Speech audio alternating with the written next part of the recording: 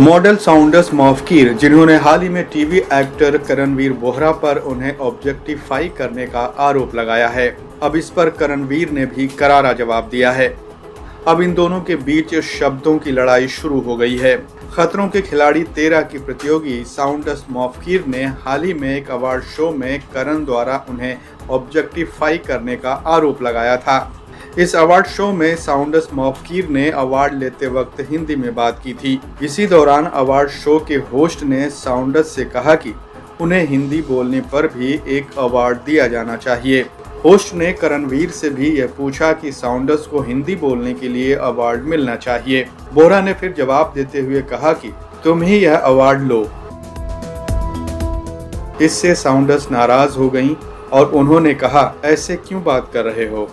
इस award show के बाद साउंडस मौफकीर ने अपने आधिकारिक इंस्टाग्राम हैंडल से करणवीर पर ऑब्जेक्टिफाई करने का आरोप लगाते हुए अपनी स्टोरी में एक नोट लिखा। साउंडस ने लिखा कि यह इस इंडस्ट्री के अंदर और बाहर पूरी दुनिया में कई महिलाओं द्वारा सामना की जाने वाली एक सामान्य चीज है। तो मुझे बस इतना कहने दीजिए, मैं कोई अवार्ड नहीं हूँ, मैं कोई ट्रॉफी नहीं हूँ, मैं कुछ ऐसा नहीं हूँ जिसे आप घर ले जाने का मजाक बना सकें। जिस तरह से पुरुष किसी महिला की उपलब्धियों और उनके गौरवपूर्ण क्षणों को लैंगिक स्त्रीत्वेषी टिप्पणियां करके अपमानित करने के लिए हमेशा तैयार रहते हैं, उससे मुझे घृणा होती है और मुझे आश्चर्य होता है कि यह कब रुकेगा।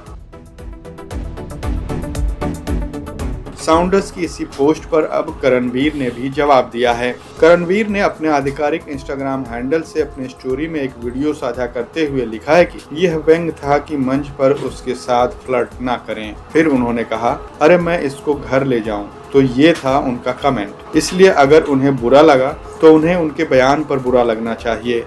मैंने कुछ नहीं बोला। जब ऐसा कुछ होगा तो मैं सचमुच माफी मांगूंगा। स्वाभाविक रूप से अगर मेरे बयान से किसी को ठेस पहुंची है तो यह मेरी जिम्मेदारी है कि मैं इसकी जिम्मेदारी लूं और माफी मांगकर मामले को रफा दफा करूं।